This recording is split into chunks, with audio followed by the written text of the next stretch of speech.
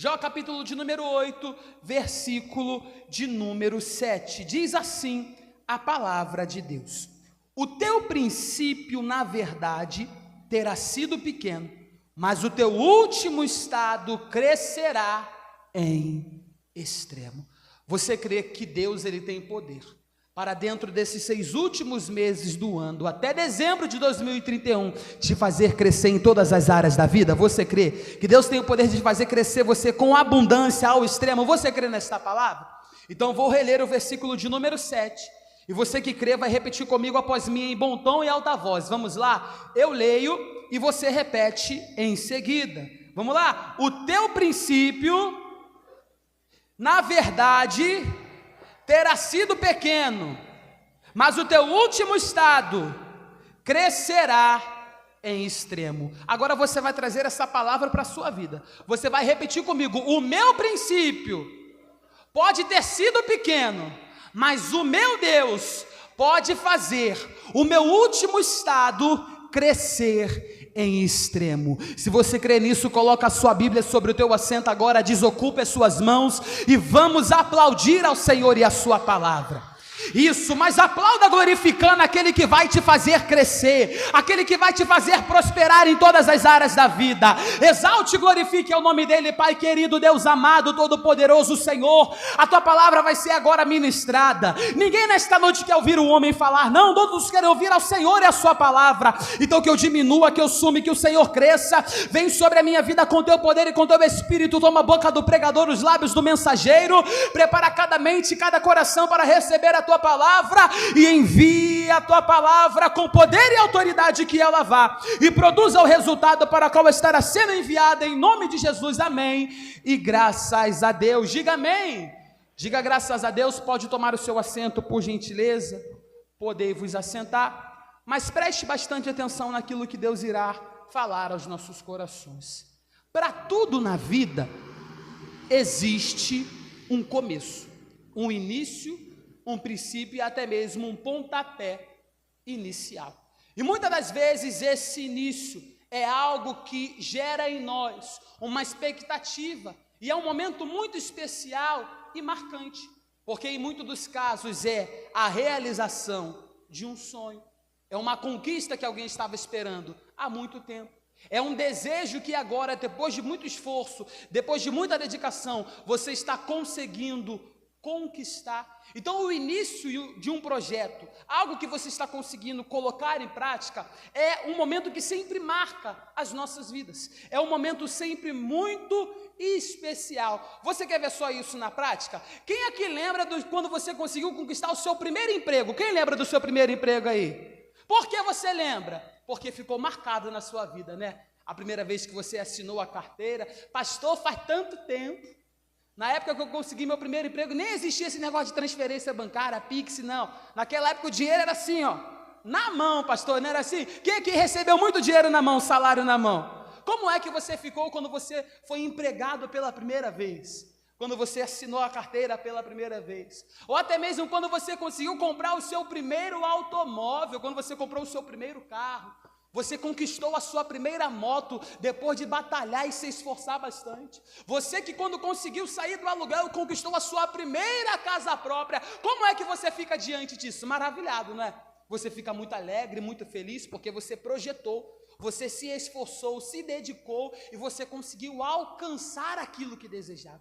Então o início de um sonho, o início de um projeto, o início de uma nova etapa na nossa vida, gera em nós isso, marca, porque é um momento muito alegre, feliz e um momento muito especial. Mas vamos ser sinceros, começar algo não é fácil, porque requer de nós muito esforço, muito empenho, muita dedicação. Em muitos dos casos você vai ter que ali mesmo você arregaçar as mangas, entregar o seu suor todo, dar o seu melhor para fazer aquele projeto dar certo.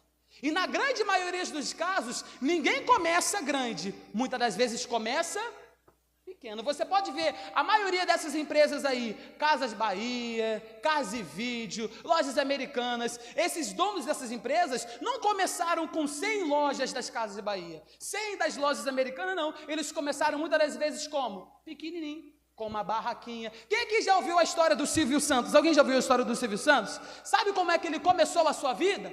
Vendendo caneta na rua, lá na minha cidade, em Niterói, lá nas barcas de Niterói. Ele vendia caneta, e com isso ouviram um dia a voz dele, chamaram ele para ser locutor na rádio, e aí a vida dele começou a crescer. Então muitas das vezes o início, ele começa aqui de uma forma pequena, e você vai crescendo gradativamente, mediante ao seu esforço e a sua dedicação, mediante ao empenho que você coloca naquilo que você deseja conquistar. Mas para tudo na vida existe um processo. Nada é do dia para a noite. Ninguém começa algo hoje e amanhã já está bombando por aí no mundo inteiro. Não, tudo tem o quê? Um processo. É como uma obra em construção. Alguém consegue construir uma casa em um dia? Não tem como.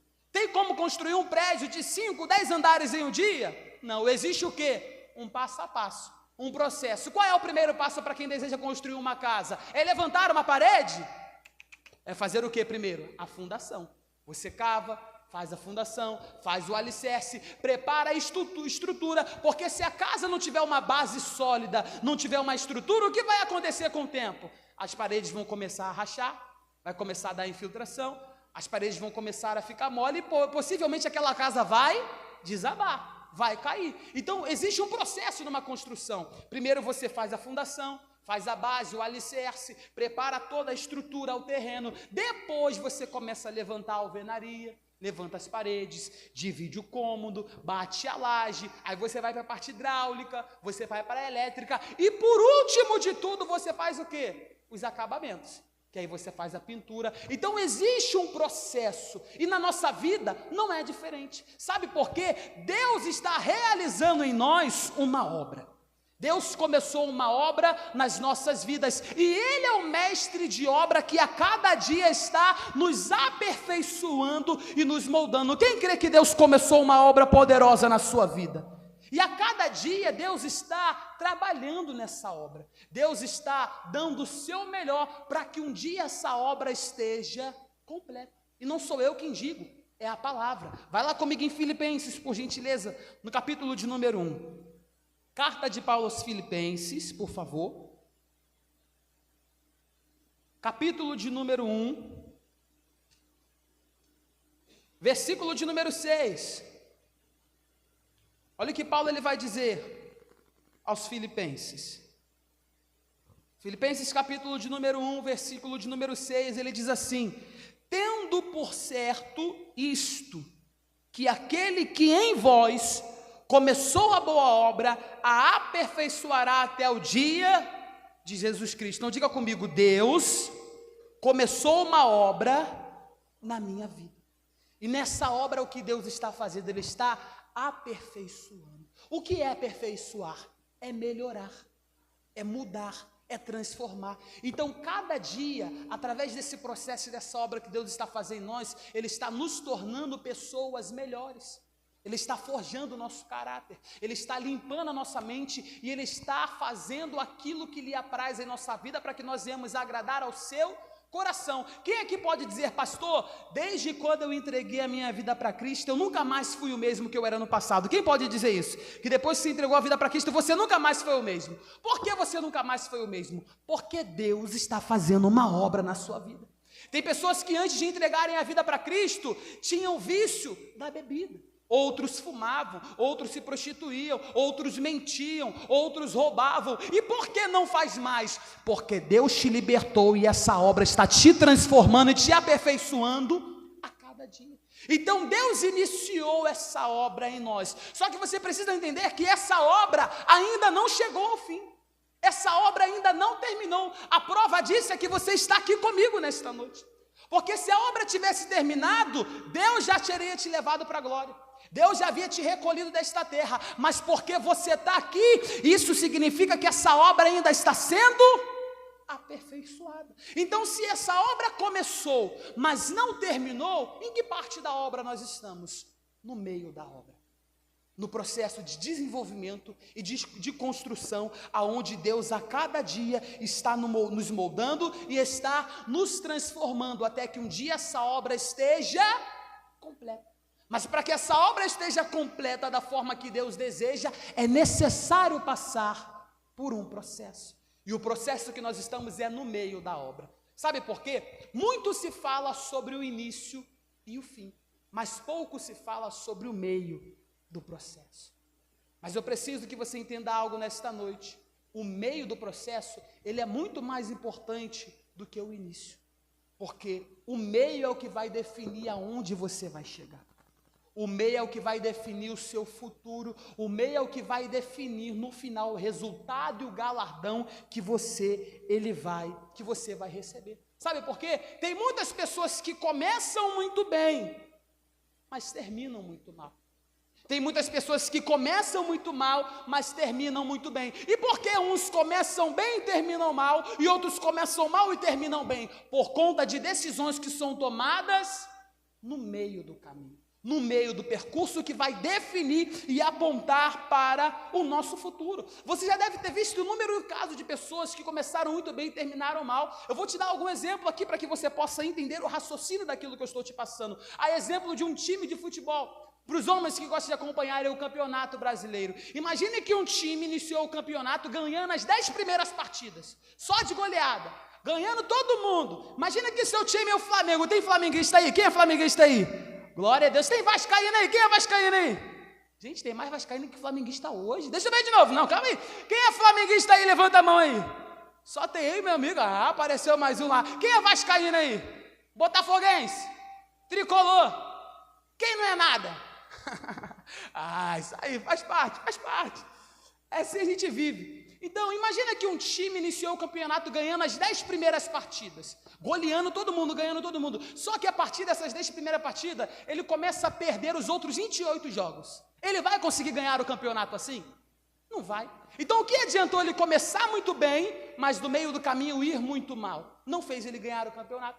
Tem pessoas que começam o casamento no início, é tudo mil maravilhas. É o chaveco para cá, é meu bem para lá, é meu amorzinho para cá, é minha lindinha para lá. No namoro, meu irmão passava madrugada, dormia até na ligação. Ficava lá 5, 6, 7 horas na ligação. Ligava para perguntar se tomou banho, se almoçou, se jantou, se trocou de roupa, se escovou o dente. Ligava a todo momento. A mulher se produzia, passava maquiagem, ficava toda cheirosa, perfumada. No início era mil maravilhas. Agora o homem chega do trabalho, parece até que ele casou com outro homem, a mulher está lá com aquele bermudão, aquela camisa larga, o cabelo todo pro alto, o homem que fazia tudo para a mulher agora não faz nada, chega em casa e fala, meu Deus do céu, o que aconteceu? Eu casei com essa pessoa mesmo? Você nem reconhece mais a pessoa. Então, muitas das vezes isso tem acabado com alguns relacionamentos, porque a pessoa começou muito bem, mas no meio do caminho está muito mal. E isso faz com que casamentos sejam destruídos. Empresas que muitas das vezes começam muito bem, bombando, as vendas lá em cima, só lucrando, mas a má administração faz as dívidas começarem a crescer e começa a dar prejuízo. E por conta da má administração, o que acontece? A empresa vai e falha e quebra. Eu já vi também inúmeras pessoas que têm chamado ministério, que começaram na obra muito bem, mas que no meio do caminho se deixou levar pela vaidade do ministério. Se deixou levar pelo orgulho, pela soberba, e com isso, quando veio a luta, a prova, a dificuldade, ela não aguentou. O que fez? Abriu mão do ministério. Então começou muito bem, mas terminou muito mal. É por isso que o Salomão, ele era um homem muito sábio.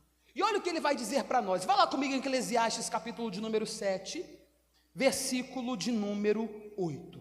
Olha o que Salomão ele vai dizer. Eclesiastes, capítulo de número 7,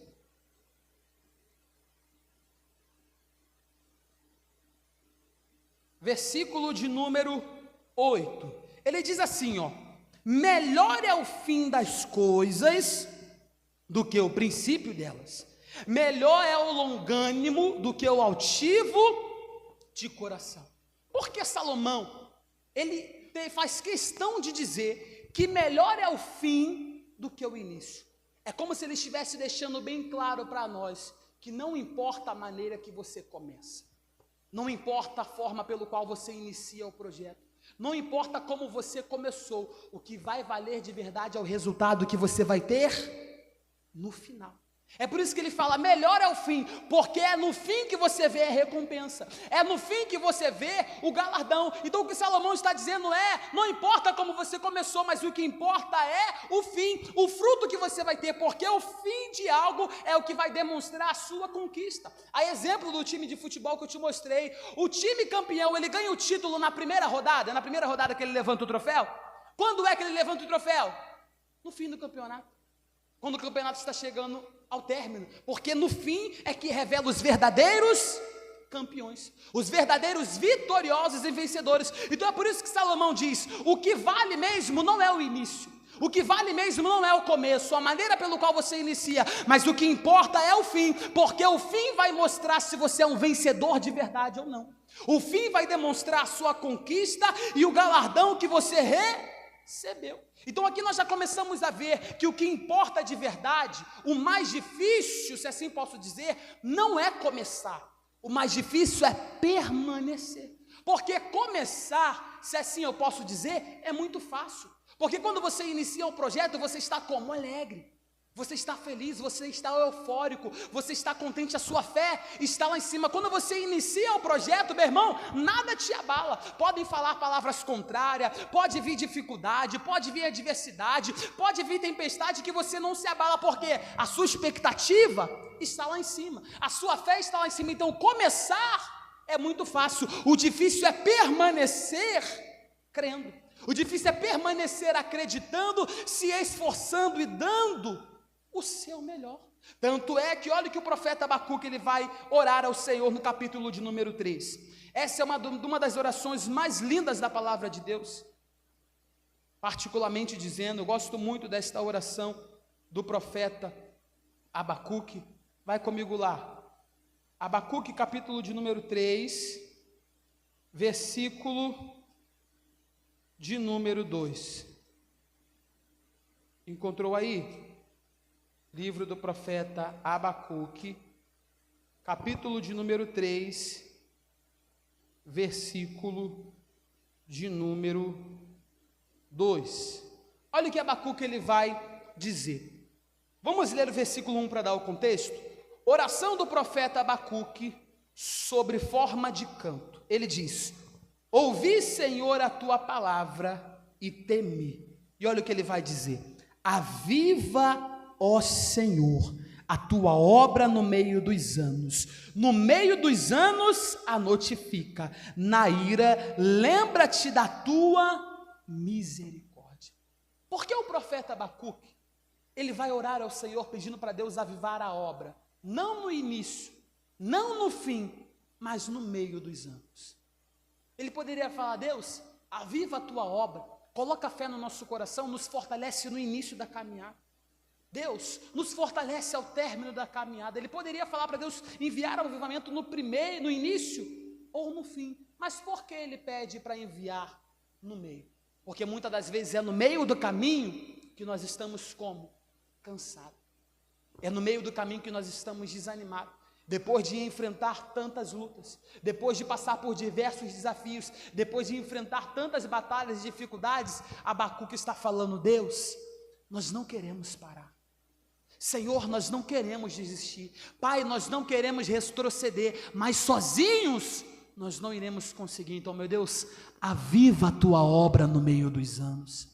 Aviva a tua obra no meio do caminho, aviva a tua obra no meio do projeto, porque nós temos a certeza que se hoje, no meio do caminho, no meio do processo, o Senhor nos avivar, nós não iremos parar, nós não iremos desistir, mas nós iremos prosseguir e conquistar aquilo que o Senhor tem para a nossa vida. Então avivar a obra no início não adiantaria de nada, e no fim também não valeria nada, porque o fim não adianta para nada. Então Abacuque está dizendo, Deus, aviva a tua obra no meio do caminho, para que a gente não venha parar, para que a gente não venha desistir, porque no meio do caminho nós estamos fadados a querer parar, por conta do cansaço, do desânimo. Muitas das vezes também são propostas que aparecem no meio do caminho para te tirar do foco, para te tirar da direção. Deus te deu uma direção, Deus te deu um propósito, Deus te deu uma palavra, mas o inimigo ele sempre via uma proposta para tentar te tirar do rumo. Ele sempre envia uma proposta para tentar te afastar do plano de Deus para a sua vida, muitas das vezes enviando uma tentação. Então é por isso que o profeta está falando: Deus, nós não queremos perder o foco, nós não queremos parar, nós queremos ter um fim de sucesso, nós queremos que o nosso fim seja de vitória, e nós queremos que a nossa vida venha terminar em bênção. Então para isso, Senhor, nos ajuda, nos aviva, nos fortalece, para que a gente não venha retroceder, porque o Senhor não nos chamou para parar, mas o Senhor nos chamou para avançar, para prosseguir para o alvo, para aquilo que está diante de nós. Então é por isso que eu digo que o meio do processo, ele é muito mais importante do que o início, porque é no meio que a sua trajetória vai ser definida. O posicionamento, a decisão que você tomar do meio do caminho é o que vai definir a sua recompensa e o seu galardão quando a sua história chegar ao fim aqui nesta terra. Eu te dou um exemplo acerca disso. A palavra nos conta sobre dois homens que você conhece muito bem. Um deles nós já falamos aqui, Salomão, um homem mais sábio dentro da palavra de Deus, um homem a qual o próprio Deus lhe concedeu sabedoria e disse: Salomão, depois de ti, além de ti, não vai existir mais ninguém tão sábio quanto você. E ele era um homem tão temente a Deus, Deus tinha um plano tão grande na vida dele, que ele foi responsável por reconstruir o templo de Deus. Alguém já ouviu aquele versículo: a glória da segunda casa será maior do que a da primeira? Alguém já ouviu? Isso aconteceu com Salomão, porque Davi, ele queria construir uma casa, um templo para Deus. Deus falou: não, Davi, a sua mão está suja de sangue, você não vai construir casa para mim. Quem vai construir é o seu filho Salomão. Salomão foi escolhido para este propósito. Ele pega 1000 holocaustos, sacrifica no altar de Deus, e através daquele sacrifício os céus se abriu, e a glória foi tão grande que nem os sacerdotes conseguiram ficar de pé diante do tamanho daquela glória, e eles disseram: verdadeiramente a glória da última casa foi maior do que a da primeira. Então Salomão era um homem que começou muito bem, temente ao Senhor, amava a Deus de todo o coração, tinha uma sabedoria fora do comum, ele julgava o povo com temor, com sabedoria e reverência, ele cumpria os projetos de Deus, fazia aquilo que agradava ao Senhor. O outro exemplo que eu quero mostrar para você era acerca de Jó. Quem lembra da história de Jó? Jó é um homem onde o próprio Deus dá testemunho dele e diz: está vendo meu servo Jó? Homem temente, reto, sincero a Deus, se desvia do mal e faz aquilo que me agrada. Ou seja, os dois começaram muito bem, só que o que vai diferir as histórias dos dois, o que vai diferenciar o trajeto dos dois, o futuro e o destino dos dois, a decisão que eles vão ter no meio do caminho. Porque os dois começaram muito bem, mas Salomão, no meio do caminho, naquele palácio, ele se deixou levar pela vaidade das riquezas, ele se deixou levar pelo seu palácio, ele se deixou até mesmo levar pela sedução e pelo desejo que ele tinha para com as mulheres. A palavra diz que ele tinha cerca de 1000 concubinas, e ele se deixou levar. Deus falou: Salomão, você não vai se relacionar com esse povo, você não vai fazer alianças com eles, você não vai se casar com as mulheres daquele povo. E o que Salomão ele fez? Justamente aquilo que Deus havia mandado ele não fazer. Leia comigo, vai lá comigo em primeiro livro dos Reis, capítulo de número 11, por gentileza. Primeiro livro dos Reis, capítulo de número 11, versículo de número 5, por favor.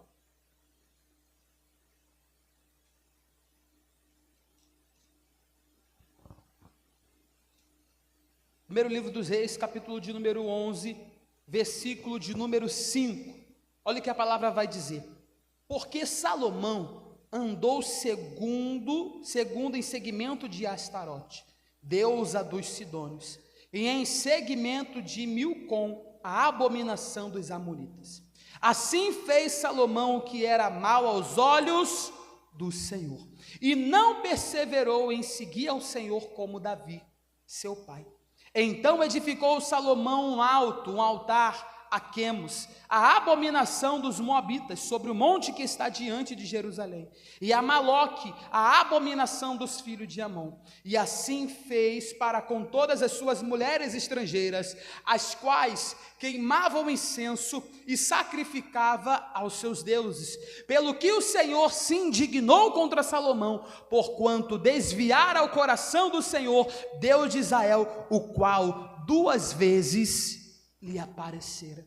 Então aquele que amava a Deus de todo o coração, sacrificava para o Senhor, se dedicava para Deus de toda a sua alma, agora ele se corrompeu, começou a adorar outros deuses. A palavra diz que ele chega a levantar um altar para Maloque. Sabe quem é Maloque?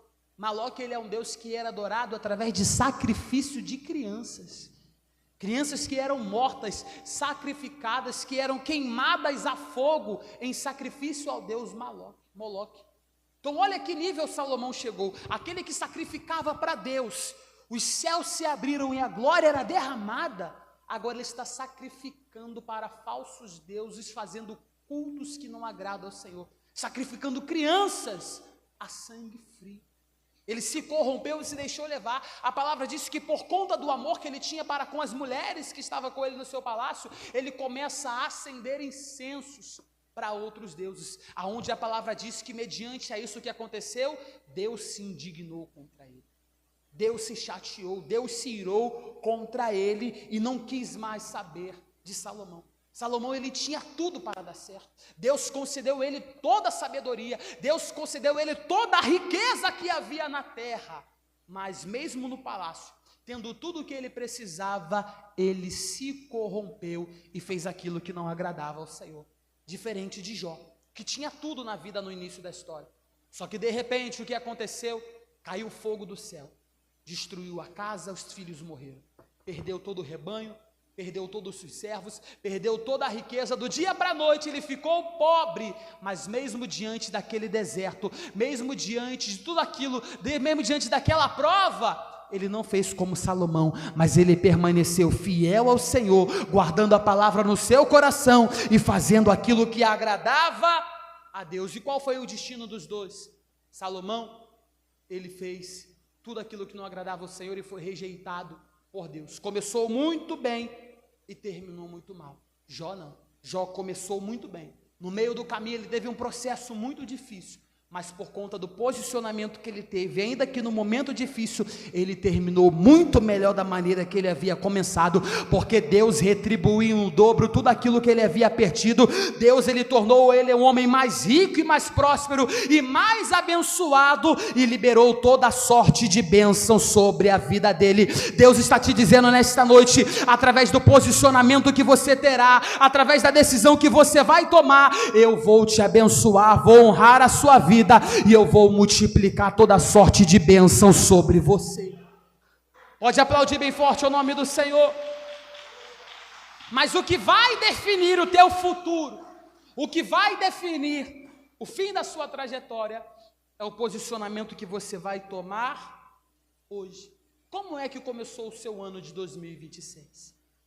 Como é que foi o seu início de ano? Tem pessoas que dizem: pastor, o início de 2026 foi difícil para mim. Janeiro, as pessoas costumam dizer que é sempre muito difícil, né? Porque é época de comprar material escolar, é época de pagar IPTU, IPVA, é época de quitar um monte de dívidas. Tem pessoas que entram em dezembro e esquecem do ano seguinte, aí vai lá, passa no cartão um monte de presente, compra presente para fulano, para ciclano, para beltrano, para o vizinho, para o cachorro, para o papagaio, para o periquito, compra presente para todo mundo, aí parcela e depois paga. Aí quando chega em janeiro vai ver a fatura, meu Deus, eu nem lembrava que comprei tudo isso. Então tem pessoas que começaram janeiro cheia de dívida, dívidas para pagar, é dívida em casa, é dívida do carro, é dívida da escola que tem que pagar já a mensalidade, nem começou o ano letivo, mas já tem que começar a pagar a mensalidade de janeiro, é material escolar, é roupa da escola, é isso, é aquilo. Talvez você começou 2026 assim, cheio de dívida, contas a pagar, ou até mesmo você começou o ano de 2026 com uma crise terrível no casamento desestruturado, desestabilizado, cheio de problema. Pastor, eu comecei 2026 com a minha mente cheia de preocupação, cheia de complexo. Pastor, minha mente estava muito cheia, eu estava muito preocupado. Pastor, eu comecei 2026 numa crise, num problema terrível, a minha família destruída, o meu filho estava na droga, o meu marido estava bebendo, a minha mulher não queria saber de igreja. Pastor, 2026 foi terrível para mim. O início do ano, comecei muito mal, comecei muito pequeno, mas diante disso eu te pergunto: como você quer que você venha encerrar o seu 2026? Como você quer terminar esse ano? Como você quer estar quando chegar no dia 31 de dezembro deste ano? O que vai definir o seu resultado, quando você chegar no dia 31 de dezembro, é o posicionamento que você tiver hoje. Sabe por quê? Tem muitas pessoas que querem ser abençoadas, que querem conquistar, que querem alcançar, mas não se posiciona diante de Deus. Muitas das vezes está na igreja, há anos, há semanas, há meses, mas você ainda não se posicionou de entregar a vida para Cristo. Como é que Deus vai mudar a sua história se você ainda não colocou a sua vida nas mãos dele? Como é que você quer que Deus haja por você, se você ainda não reconheceu Ele como Senhor da sua vida e como mestre de obra, para que Ele venha te aperfeiçoar, como diz em Filipenses? Porque para que Deus venha aperfeiçoar a obra, você precisa que Ele venha permitir te moldar. Então como é que você quer alcançar algo grande, viver um final de ano abençoado, se você ainda não se posicionou, não entregou a vida para Cristo? Outros precisam se reconciliar. Talvez você já entregou a vida para Cristo e agora está na igreja, mas você ainda não renovou a sua aliança com Ele, não se renovou diante do altar de Deus. Tem pessoas que estão ouvindo uma palavra há muito tempo, mas até hoje não tomou a decisão de ser batizado. Meu irmão, minha irmã, se você ainda não tomou a decisão de ser batizado, me desculpe, você ainda não é uma nova criatura. Você ainda não está na nova aliança com Cristo, e para que você viva algo novo na presença de Deus, você precisa tomar posse dessa nova aliança. Então aquilo que está te impedindo de você descer as águas e ter um relacionamento com Deus, tome a sua decisão, porque o posicionamento, a decisão, ela faz diferença. Tem pessoas que estão há anos na igreja, mas ainda vivem escravizadas sendo por aquele pecado ainda te domina. Aquele desejo ainda está no seu coração, aquela vontade, sabe, aquilo que só você e Deus sabe, que ninguém mais sabe, ainda está te dominando, ainda está te escravizando. E como é que você vai viver algo novo se você ainda está preso no seu velho homem? Como é que Deus vai te dar uma nova vida se você ainda está preso no seu passado, naquilo que você fazia lá atrás, e você não está deixando Deus te mudar e te aperfeiçoar? O que Deus está dizendo é para você viver algo novo, para você ter um final de ano abençoado, para que o seu 2026 venha fechar com chave de ouro. Hoje você precisa se posicionar, deixar Deus te moldar e aperfeiçoar a sua vida e te transformar por completo, meu irmão. Porque do que adianta Deus te dar casa, te dar carro, do que adianta Deus te dar tudo nesta terra e você perder a sua salvação? Adiantou de quê? De nada. A própria palavra diz: o que adianta o homem ganhar o mundo inteiro e perder a sua própria alma? Meu irmão, Deus pode te dar casa, sim. É da vontade de Deus que você tenha uma boa casa, é da vontade de Deus que você dirija o melhor carro, é da vontade de Deus que você venha pilotar a melhor moto, é da vontade de Deus que você vista a melhor roupa, que você coma no melhor restaurante. Mas o que Deus quer é muito além melhor. Deus quer que você seja salvo, Deus quer que você vá morar com Ele na eternidade, Deus quer que você vá para o céu, Deus quer que você venha participar com Ele naquele grande banquete. O que Deus quer é naquele dia olhar nos seus olhos e dizer: bem-estar, vinde, servo bendito de meu Pai, sobre o pouco foste fiel, sobre muito te colocarei, entra no gozo do seu Senhor e vem celebrar as bodas comigo. É isso que Deus quer. Pode aplaudir ao nome do Senhor. O que Deus mais quer é isso. Deus quer a salvação da sua alma. Deus quer que você seja salvo. Mas para isso você precisa se acertar diante de Deus. Você precisa se posicionar diante do Senhor. E entenda, Deus, Ele nunca vai te obrigar a nada, não. A decisão quem toma é quem?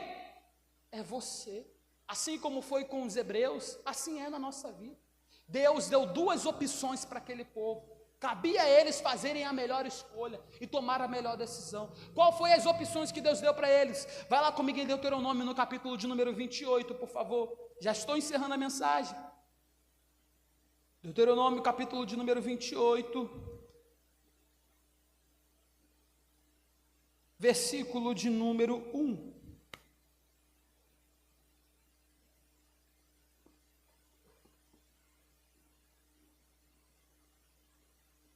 Deuteronômio, capítulo de número 28, versículo de número 1, diz assim a palavra de Deus: e será que, se ouvires a voz do Senhor teu Deus, tendo cuidado de guardar todos os seus mandamentos que hoje te ordeno, o Senhor teu Deus se exaltará sobre todas as nações, e todas essas bênçãos virão sobre ti e te alcançarão, quando ouvires a voz do Senhor teu Deus.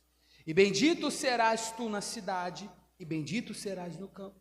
Bendito o fruto do seu ventre, e o fruto da tua terra, e o fruto dos teus animais, e a criação das tuas vacas e os rebanhos das tuas ovelhas.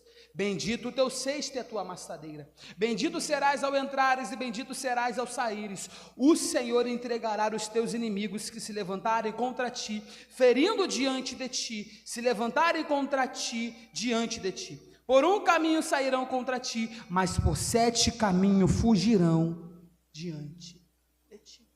Deus prometeu abençoá-los de uma forma extraordinária.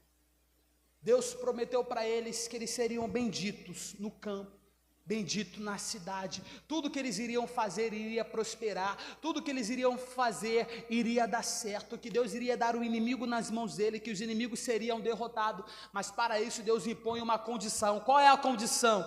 Que eles deveriam dar ouvidos à voz de Deus, que eles deveriam dar ouvidos à palavra de Deus, guardar no seu coração e colocar em prática aquilo que Deus estava mandando. Então a bênção de Deus estava condicionada à obediência. A bênção de Deus estava condicionada à direção que Deus havia mandado. Se eles obedecessem, seriam abençoados. Se eles obedecessem, eles seriam prósperos. Se eles obedecessem, eles seriam abençoados em todas as áreas da vida. Mas se não obedecesse, o que iria acontecer? Versículo de número 15, leia comigo aqui mesmo em Deuteronômio, capítulo de número 28. O Senhor diz: será porém que, se não deres ouvidos à voz do Senhor teu Deus, para não cuidares em fazer todos os seus mandamentos e os seus estatutos que hoje te ordeno, então sobre ti virão todas essas maldições e te alcançarão. Maldito serás tu na cidade, maldito será no campo. Maldito o teu cesto e a tua amassadeira. Maldito o fruto do teu ventre e os frutos da tua terra, e a criação das tuas vacas e os rebanhos das tuas ovelhas. Maldito serás ao entrares e maldito serás ao saíres. O Senhor mandará sobre ti a maldição, a turbação e a perdição, com que tudo puseres a tua mão para fazer, até que sejas destruídos e até que repentinamente pereça por causa da maldade das suas obras com que me deixastes. Então, se obedecer, é abençoado. Se obedecer é próspero, se obedecer enriquece, derrota os inimigos. Mas e se desobedecer? A maldição virá, Deus castigará. Deus disse que se eles não obedecessem, mas fossem rebeldes, eles seriam malditos na cidade, maldito no campo, o fruto seria maldito, seriam vencidos pelos inimigos, e o próprio Deus faria com que eles fossem derrotados. Então Deus deu para eles 2 opções e disse: a escolha de vocês, o caminho está aqui diante de vós, vocês desejam, vocês vão escolher aquilo que para vocês acharem melhor viver. Tanto é que em Deuteronômio capítulo de número 30, o Senhor vai dizer para eles, Deuteronômio 30, versículo de número 19, Deus diz para aquele povo, olha o que o Senhor vai dizer, Deuteronômio capítulo de número 30, versículo de número 19: os céus e a terra tomo hoje por testemunha contra ti, que te tenho proposto a vida e a morte, a bênção e a maldição. Escolhe, pois, a vida, para que vivas tu e a tua semente. Deus disse para aquele povo: 2 caminhos estão diante de vós, a vida e a morte, a bênção e a maldição. A escolha de vocês. Qual a sua decisão hoje? Só que o que eu acho mais interessante é que Deus, ele é tão maravilhoso, que Ele quer que você seja tão bem sucedido, que Ele quer de verdade o seu bem, que você seja abençoado, que Deus fala: tem 2 caminhos, mas eu posso te dar um conselho? Segue o caminho da bênção, segue o caminho da vida, porque se vocês seguirem o caminho da bênção, viverão vocês e toda a sua família será abençoado, e a minha bênção estará sobre a sua vida. Deus hoje também está te dando essa oportunidade. 2 caminhos estão diante de você: a bênção ou a morte, a maldição ou a vida. É você que escolhe. Os céus, a terra E essa pessoa que está do seu lado é testemunha de tudo isso aqui que nós estamos pregando. Porque não adianta depois chegar em dezembro de 2026, no dia 31, e falar: pastor, o meu ano de 2026 foi o pior ano da minha vida. Pastor, 2026 foi só tormento, foi só tristeza.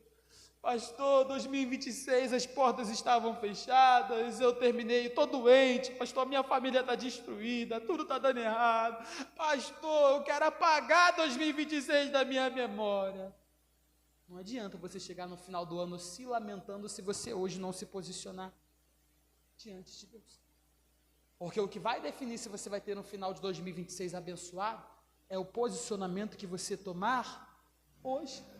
Porque o desejo de Deus é te dar o fim que você almeja, que você deseja. O próprio Senhor disse: eu bem sei os pensamentos que tenho de vós, pensamentos de paz, pensamentos de bem, para vos dar o fim que esperais. Qual é o fim que você planeja para 2026? Qual é o fim que você tem projetado? E entenda, não importa como você iniciou 2026, não importa como foi o seu início, se foi em crise, em dívida, em fracasso, não interessa como começou 2026. Jó, ele disse: na verdade, o teu início pode ter sido pequeno, mas o teu último estágio crescerá em extremo. Mas para que o seu último estágio cresça, hoje, você precisa se posicionar. Porque é justamente no meio em que nós estamos, no meio do ano, no mês de julho, é o que vai definir o seu fim. É no meio do processo, a decisão e o posicionamento que você tomar hoje é o que vai apontar para o seu futuro. Como que você quer encerrar o ano de 2026? Você escolhe a vida ou a morte, a bênção ou a maldição. A escolha é sua. Eu deixo você com esta pergunta nesta noite. Se coloque de pé no seu lugar, por gentileza. Pode aplaudir ao nome do Senhor se você quiser.